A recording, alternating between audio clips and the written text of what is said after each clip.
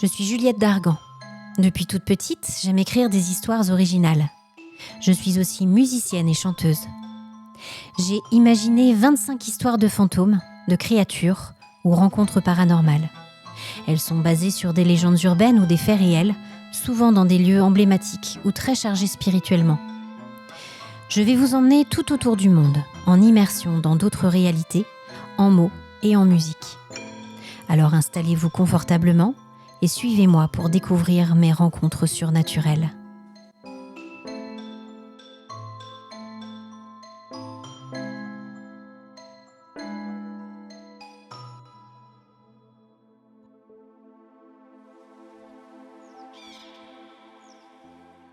Bonjour mes amis, je vois que vous êtes toujours plus nombreux à m'écouter chaque mois. Cela me fait vraiment chaud au cœur. Je suis à votre écoute et disponible pour répondre à vos questions, entendre vos propres histoires, donc n'hésitez pas à me contacter sur juliettedargan.raconte@gmail.com ou sur mes réseaux sociaux. Si vous aimez le podcast, vous pouvez me soutenir tout simplement en laissant une note, un commentaire ou en partageant à votre propre réseau. Bien, aujourd'hui j'avais envie d'explorer avec vous des pratiques funéraires étranges et les légendes sombres d'un pays dont on ne parle pas assez, le Malawi en Afrique.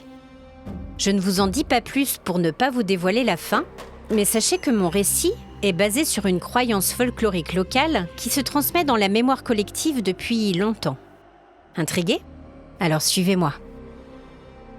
Vous écoutez Rencontres surnaturelles, épisode 16, au cœur de l'arbre. La journée avait été chaude, presque étouffante. Olivier souleva son verre, empli d'une délicieuse bière fraîche, et avala plusieurs gorgées avec délectation. Le cri des aigles pêcheurs et les bruits de la forêt environnante perçaient la quiétude de cette soirée d'été. Olivier s'éventa. Il refusait de mettre l'air conditionné. Fervent défenseur de la nature, il avait déjà fait une folie en s'autorisant ce voyage au Malawi, au sein de la réserve du Liwonde. Le camp dans lequel il s'était installé faisait face à la rivière Shiré. L'endroit était tout simplement paradisiaque. Il savait que les autres locataires des tentes lodge autour de lui le prenaient pour un illuminé. Il n'était pas intéressé par la visite du parc ou par les chasses safari. Non, il était là pour écrire et il avait du travail. Son nouveau roman avait pour fond une aventure rocambolesque, au siècle dernier, à travers tout le Malawi. Il lui avait semblé primordial de venir sur place pour immerger ses sens dans les ambiances et les odeurs de ce pays magique. Il avait passé 10 jours à arpenter le sol pierreux du massif Mulanje, appréciant ses ravins boisés et ses cascades mystérieuses. Il avait réussi à écrire les 5 premiers chapitres, puis il avait bougé au même rythme que les personnages de son histoire. Malheureusement, depuis qu'il était arrivé dans le camp, son inspiration se faisait beaucoup plus laborieuse. Il était peut-être fatigué, tout simplement. Peut-être qu'après une bonne nuit de sommeil, il y verrait plus clair et pourrait retrouver sa cadence créative et ses objectifs de production journaliers. Confortablement installé dans le restaurant, il savoura un délicieux dîner, écoutant d'une oreille distraite les conversations autour de lui. C'était juste dingue. On a vu des éléphants et des girafes. Oh là là, ça change complètement des eaux, y a pas à dire. Les observer marcher en liberté dans les hautes herbes. Regarder les petits suivre leur mère. C'était magique. Et puis tous ces oiseaux le long de la rivière. En règle générale, je suis malade en bateau, mais là je suis vraiment heureux d'avoir sauté le pas. Et demain, chasse au lion. J'ai trop hâte. Depuis le temps que je veux me confronter à des proies dignes de ce nom. Ça va être l'expérience d'une vie, je vous le dis. Quel orgueil et quelle barbarie. J'espère qu'ils vont crever un pneu et devoir courir pour échapper à leur gibier. Qu'est-ce que vous avez dit ? Non, rien, je vous souhaite une bonne excursion. C'est tout. Ouais. Olivier rougit et s'agita, mal à l'aise sur sa chaise. Il aurait aimé être honnête et dire ce qu'il avait vraiment sur le cœur. Mais la perspective de devoir gérer un conflit ou une situation épineuse le terrifiait.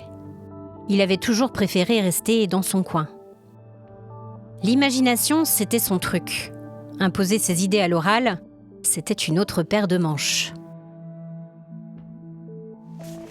Il haussa les épaules et se replongea dans les délices sucrés de sa crème à l'orange. Très vite, son esprit se focalisa sur son roman, et en particulier la scène qu'il ne parvenait pas à débloquer. Cette nuit-là, il fit un rêve très étrange. Une grande femme noire, vêtue d'un habit blanc assez élimé, s'approchait de lui lentement. Ses yeux étaient rivés sur son visage, semblant le mettre au défi de maintenir le contact visuel.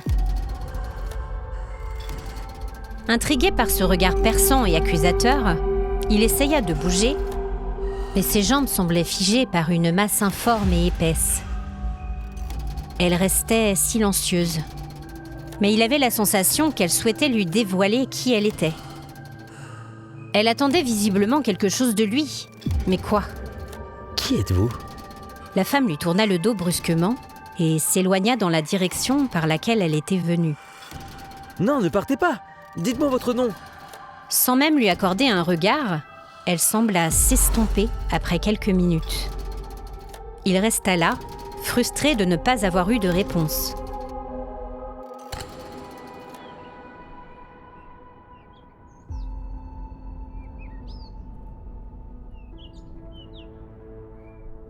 Quand il se réveilla le lendemain, il se sentait barbouillé, un peu nauséeux et fatigué. Il s'efforça de mettre de côté ce songe déroutant pour se concentrer sur sa respiration et ainsi maîtriser la sensation de vertige qui l'avait envahi. Il avala un thé insipide et s'installa sur la terrasse pour commencer son programme du jour. Il écrivit pendant toute la matinée, forçant les mots sur la page devant lui. La nausée ne l'avait pas quitté, mais il voulait retrouver l'euphorie de ses premières idées couchées sur le papier. Étrangement, il s'aperçut qu'il substituait l'image de la femme de son rêve au personnage principal féminin de son roman. Arrivé à l'heure du déjeuner, la tête lui tournait tellement qu'il avait du mal à se tenir debout. Il se redressa sur sa chaise et, sans plus accorder d'importance à son évident malaise, il focalisa son attention sur le chapitre qu'il venait de boucler. Il relut son texte avec application et fut extrêmement déçu du résultat. Mais bon sang, ça n'a aucun sens. Il n'y a rien à garder là-dedans. J'ai perdu toute une matinée. Et soudain, un détail le fit se crisper tout entier. Dans la phrase de son dernier paragraphe, qui décrivait comment le groupe d'amis avait remonté le long des rives du lac Malawi pour parvenir jusqu'à la réserve, il avait interrompu son récit par une succession du même mot étrange. Jaconda. Jaconda. Jaconda. C'est quoi ce bordel ? Je deviens fou ou quoi ? Qu'est-ce que ça veut dire ? L'image de la jeune femme de son rêve l'envahit à nouveau. Mais pourquoi n'arrivait-il pas à la chasser de son esprit ? Il posa un regard perdu sur la tente devant lui. C'était bien son écriture pourtant. Il n'avait aucun souvenir d'avoir même rédigé ces mots. Il déchira les pages du carnet, puis les froissa.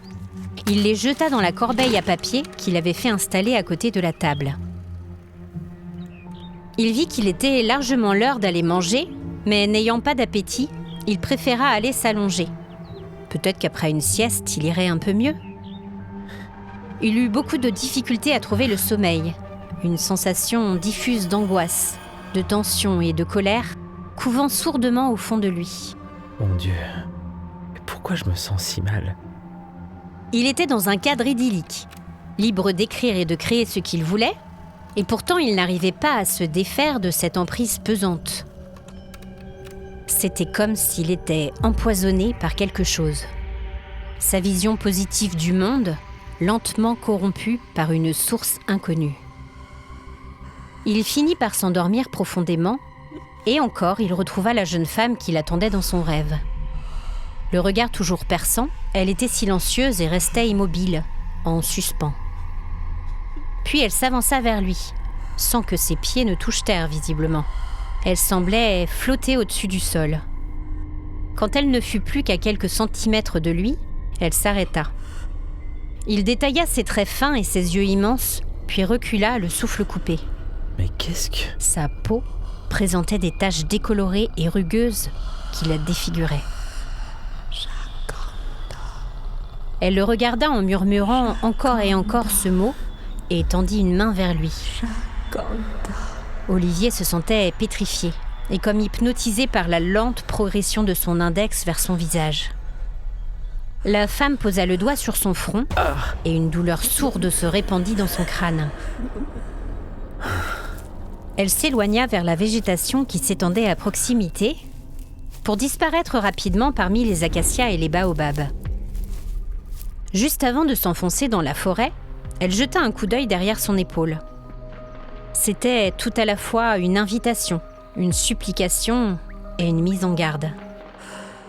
Elle lui sourit une nouvelle fois, puis s'effaça, comme si elle était entrée dans le tronc se trouvant devant elle.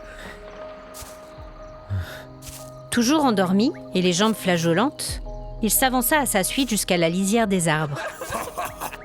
C'était vraiment génial. J'ai adoré. Les voix enjouées de ses voisins, rentrant de leur dernière excursion, le ramenèrent soudain à la réalité.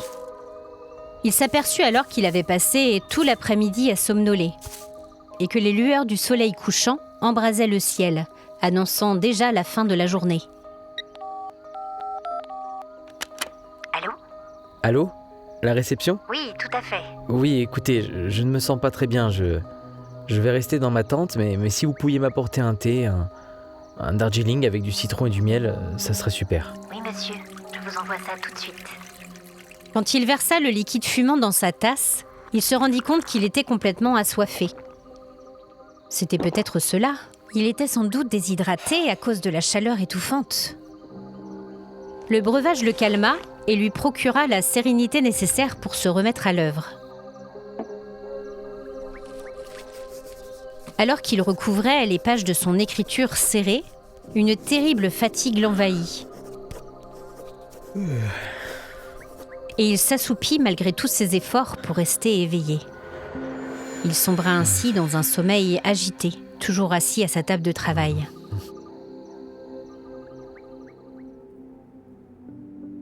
Au petit matin, il se réveilla en sursaut, complètement désorienté.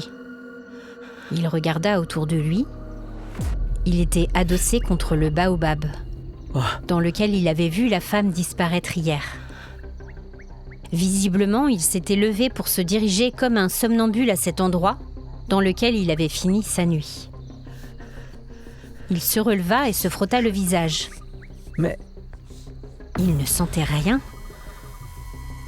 Il détailla ses mains sans comprendre. Elles étaient complètement rigides, comme appartenant à un autre corps que le sien.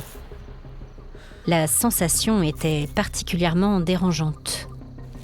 Il posa sa paume sur le tronc rugueux de l'arbre, mais encore une fois, il ne perçut rien sur sa peau.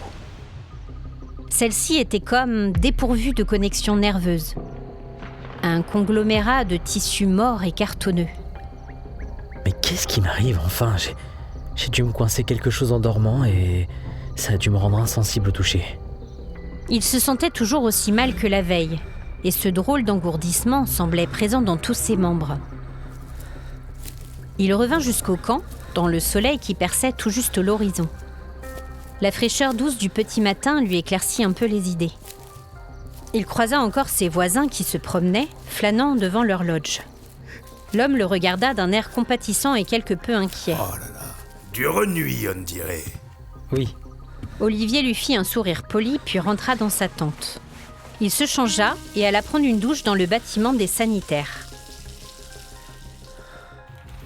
Alors qu'il sortait de l'eau pour se sécher, il essuya la buée sur le petit miroir devant lui.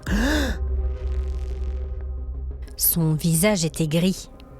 Et comme la femme dans son rêve, Il distinguait des taches blanchâtres diffuses et d'autres un peu plus rouges qui marquaient sa peau. Il passa un doigt distrait et médusé sur l'une des traces, en plein milieu de sa joue. Bon, je crois que j'ai vraiment chopé quelque chose ce coup-ci. Il me faut un café. Quand il revint à sa tente, un gobelet brûlant à la main, il s'aperçut que son carnet était toujours à l'extérieur, posé sur la table. Il s'approcha et feuilleta les nombreuses pages qu'il avait rédigées hier soir. Il découvrit que la suite de son chapitre s'arrêtait brutalement. Puis sur plusieurs passages, il avait tracé des lignes maladroites. Sa graphie finissait par devenir plus distincte, plus assurée. Mais ce n'est pas mon écriture. On reconnaissait nettement la main d'une femme dans les lettres crayonnées sur le papier. Encore une fois, le nom Jacanda revenait. Il repéra aussi les mots « douleur »,« sauvez-moi »,« repos éternel » et « sépulture ». Ça y est, je suis complètement barjot. Il s'assit lourdement sur la chaise devant sa table de travail. Aussitôt, il sentit son bras fourmiller et sa main se serra autour du stylo comme doué d'une vie propre. Il s'observa horrifié se mettre à griffonner sur la page du cahier ouvert face à lui. Qu'est-ce qui se passe? Qu'est-ce qui m'arrive?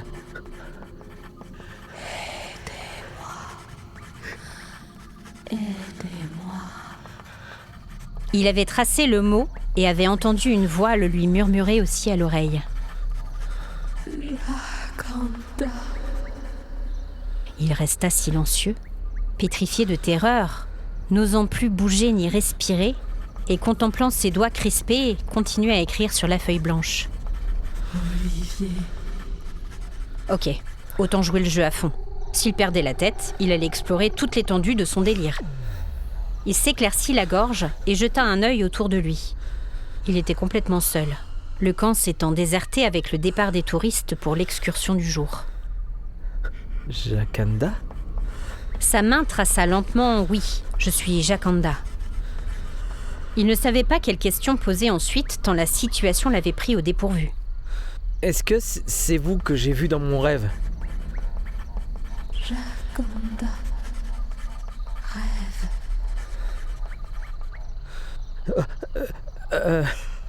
Ravi de faire votre connaissance, Jacanda. Ce formalisme soudain lui tira un sourire. C'était tellement absurde. Il était en train de parler tout seul à une feuille de papier et à sa propre main. Il était vraiment bon à enfermer. Est-ce que vous êtes morte? Ses doigts se crispèrent désagréablement autour du crayon. Jacanda. Morte. Ah, je suis vraiment navré. Est-ce que vous pouvez me dire ce qui vous est arrivé? Souffrance. Maladie. Vous étiez malade? Il repensa aux taches sur la peau de la jeune femme et à la douleur dans ses membres engourdis. Est-ce que vous m'avez transmis votre mal? Olivier. Comme Jacanda. De quelle maladie souffriez-vous, Jacanda? Lèpre. Jacanda. Lèpre. Oh, merde! L'écriture était devenue furieuse, et une vision du visage déformé de l'entité et de ses mains aux doigts abîmés l'envahit soudain. Son cœur se serra. Elle semblait désespérée, et sa douleur était immense. Il l'apercevait comme si c'était la sienne. Il revint à l'étrange conversation qu'il menait depuis maintenant plus d'1 heure. Jacanda, est-ce que j'ai la lèpre?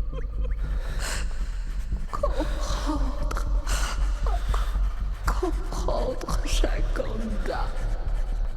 Vous voulez que je comprenne ce que vous avez vécu? Jacanda, que puis-je faire? Comment puis-je vous aider? Sa main se fit plus faible, l'écriture presque difficile à comprendre et la voix de plus en plus effacée. Il comprit que l'entité n'avait presque plus d'énergie.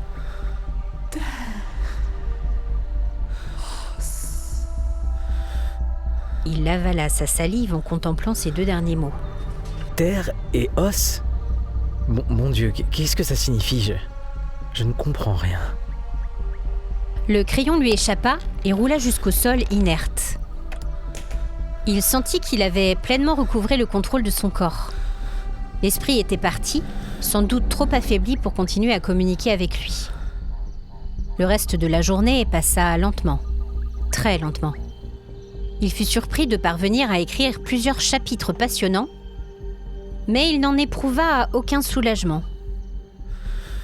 Son attention était focalisée sur le mystère de ces deux mots, terre et os. Il les ressassait à l'infini sans comprendre leur signification.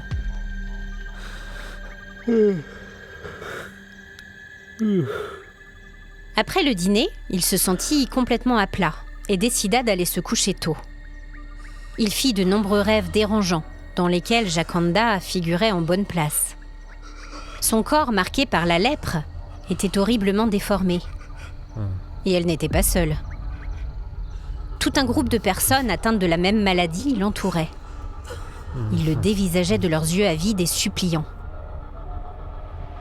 Au petit matin, il était à nouveau adossé au tronc et Jakanda était debout devant lui. Olivier. Sa silhouette translucide n'avait pas de contour défini. Elle gardait la main tendue vers l'arbre. Il s'agissait d'un baobab, extrêmement âgé. Il devait avoir plusieurs milliers d'années, tant sa taille et son envergure étaient impressionnantes. Ses branches aux formes torturées ressemblaient à des racines énormes. Olivier leva les yeux, suivant la direction que lui désignait l'esprit, et il sursauta. Tout là-haut, il repéra une sorte de grande cavité. Il avait lu que c'était l'une des caractéristiques de ces arbres. Le baobab, en vieillissant, s'affaissait sur lui-même. Ses multiples troncs se fondant alors en un seul et formant un cratère en son cœur. Olivier s'appuya contre un rocher et grimpa tant bien que mal jusqu'aux plus hautes branches. Il y avait quelque chose dans cette cavité, il en était sûr. Après une ascension longue et incertaine, il put enfin jeter un coup d'œil à l'intérieur du trou. Et il ne parvenait pas à comprendre ce qui s'y cachait. Il tira son portable de sa poche et éclaira l'intérieur. Merde, c'est quoi ça? L'éclat blanc d'un crâne se reflétait dans la lumière éblouissante. Il plissa les yeux pour mieux voir. Mais il y a beaucoup trop d'ossements là-dedans. Pas possible qu'ils appartiennent tous à la même personne. C'est un véritable charnier. Le visage blême et tremblant comme une feuille, il sauta au sol et se dirigea jusqu'au restaurant. Son entrée fit sensation, à en croire le long silence et tous les regards posés sur lui. Monsieur Jars, vous avez un problème? L'arbre. Il est plein d'ossements. Pardon? Le baobab. Là-bas dans la forêt. Il y a une cavité avec des restes humains dedans. J'ai même vu un crâne. Des os? Vous êtes sûr? Oui, je ne suis pas fou. Vous n'avez qu'à venir regarder si vous ne me croyez pas. La jeune femme accepta d'un hochement de tête méfiant et le suivit. Olivier la mena jusqu'à l'arbre et lui tendit son portable en l'aidant à grimper. La réaction ne se fit pas attendre. Oh mon Dieu! Bordel, mais vous aviez raison. Il n'y a que des squelettes là-dedans. La suite des événements se déroula à un rythme impressionnant. Après avoir prévenu les autorités, une succession de personnages arrivèrent sur le site. Médecins légistes, anthropologues, journalistes. Les ossements furent retirés de leur tombe végétale avec précaution pour être acheminés à la morgue de Blantyre, à environ 400 km du camp. Olivier se sentait beaucoup mieux depuis que les restes humains avaient été enlevés. Il ne percevait plus la présence de Jakanda. En revanche, il brûlait de curiosité par rapport aux événements qu'il avait vécus et sa découverte macabre. Ousmane Koma, l'un des anthropologues qui était venu explorer le site, était en train de ranger ses affaires. Bonjour, je vous paye un verre? L'homme hésita un instant, mais la perspective de la longue route chaotique et poussiéreuse sous la chaleur accablante eut vite raison de sa réticence. Bien d'accord, c'est gentil à vous. Ils s'assirent à une table, sur la terrasse du restaurant, et dégustèrent leur boisson dans un silence agréable. Olivier prit son courage à deux mains et lui expliqua toute la situation. Il lui montra même l'étrange dialogue inscrit sur son petit cahier. L'homme resta pensif un long moment. Ouais, vous vous dites que je suis timbré. Vous savez, monsieur Jars, dans ma famille, nous sommes très ouverts. Je suis le premier à avoir fait des études. J'ai toujours eu un esprit tourné vers la science. Pourtant, parmi mes ancêtres, on a compté plusieurs mages. On adorait écouter les légendes anciennes. Je connais des histoires qui vous donneraient des cauchemars si je vous les racontais. Tout ça pour dire que je suis capable de croire à l'étrange, au merveilleux. Olivier hocha la tête soulagé. Pouvez-vous m'en dire plus sur ce qui s'est passé ici ? Oui, bien sûr, mais je vous rassure, il n'y a rien de malfaisant ou de sinistre. Ce n'était pas un rituel sataniste ou autre chose de ce type. Non, simplement le résultat d'une lente persécution et d'une peur incontrôlable. Je ne comprends pas. Mais, pendant des siècles, on a considéré que certaines maladies, telles que la lèpre, étaient honteuses et terrifiantes. Sans doute à cause des effets spectaculaires qu'elle peut avoir sur l'anatomie humaine. Cette crainte a généré un mythe. La dépouille, porteuse de la bactérie, pourrait la transmettre à la terre et empoisonner cette dernière. Je pense que ce qui s'est passé ici n'est pas unique. Il désigna du doigt l'arbre qui se tenait derrière eux. On a déjà trouvé des corps de personnes mortes de la lèpre qui ont été placés dans des baobabs. Ces arbres millénaires sont symboles de vie presque éternelle. On y a donc caché des cadavres pour ne pas polluer la terre des sépultures et purifier ses dépouilles en quelque sorte. Une tombe naturelle leur était ainsi offerte. Je n'avais jamais entendu parler de telles pratiques. Elles sont très rares, je vous rassure. Mais qui était cette femme, Jakanda ? Nous en saurons plus quand nous aurons pu dater la période de son décès.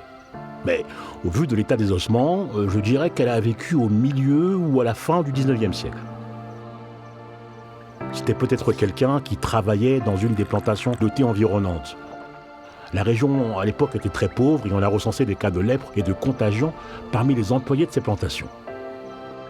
Qu'est-ce qui va se passer avec ces ossements maintenant ? Oh, ils vont recevoir une sépulture, bien sûr. Cette confirmation apaisa les dernières craintes d'Olivier, qui s'était attendu à un traitement bien moins respectueux des restes humains découverts. Monsieur Coma termina son verre et se leva, serrant la main de l'écrivain. Bien, je vais vraiment devoir partir. J'ai une longue route devant moi. Mais merci pour la bière. C'était un plaisir. Vous avez prévu de rester longtemps ici ?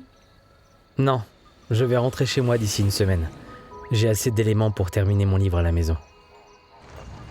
Quelques jours plus tard, alors que ses bagages étaient déjà chargés dans la navette qui allait l'amener à l'aéroport, il fut pris d'une soudaine inspiration. Il déchira un morceau de la feuille sur laquelle l'entité avait tracé son nom la première nuit et courut jusqu'au baobab. Il enroula le papier autour de la tige d'une fleur sauvage et glissa son hommage dans la cavité qui avait abrité les restes de la jeune femme pendant toutes ces années. Alors qu'il montait dans le bus, une bourrasque balaya son visage, décoiffant ses cheveux. Il crut distinguer l'écho d'un rire lointain.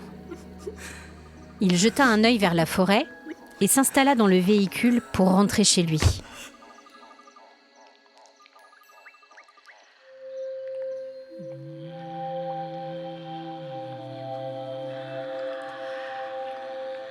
I waited for so long outside myself. You see, I was pretending I was someone else. I was longing to see who I wanted to be. Oh, oh. And I've been waiting on my own, waiting for too long, not strong enough to be with you. And I've been making up my world, painting it with gold, not strong enough to see you.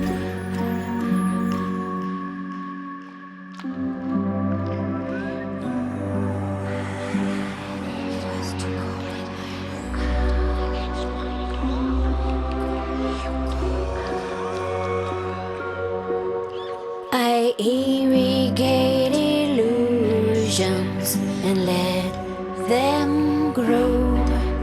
How can I pacify myself and let go?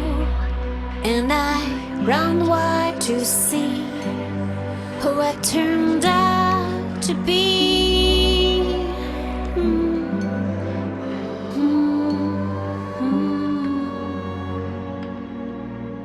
And I've been waiting on my own, waiting for too long, not strong enough to be with you.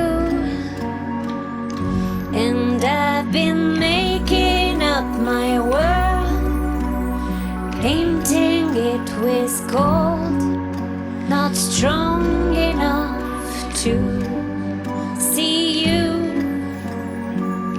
And I've been waiting on my own, waiting for too long, not strong enough to be with you.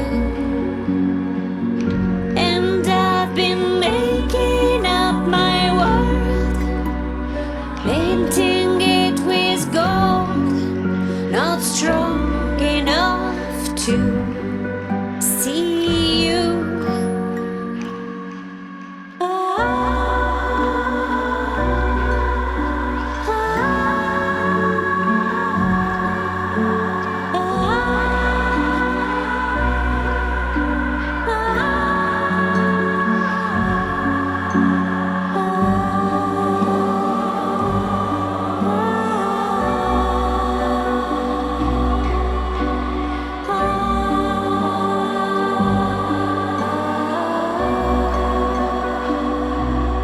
I've been waiting on my own, waiting for too long, not strong enough to be with you. And I've been making up my world, painting it with gold, not strong enough to see you.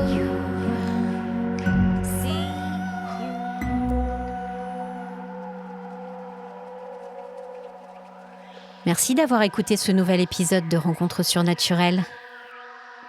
La prochaine fois, nous partirons au Mexique, où une jeune femme va apprendre à communiquer avec les morts. À très vite.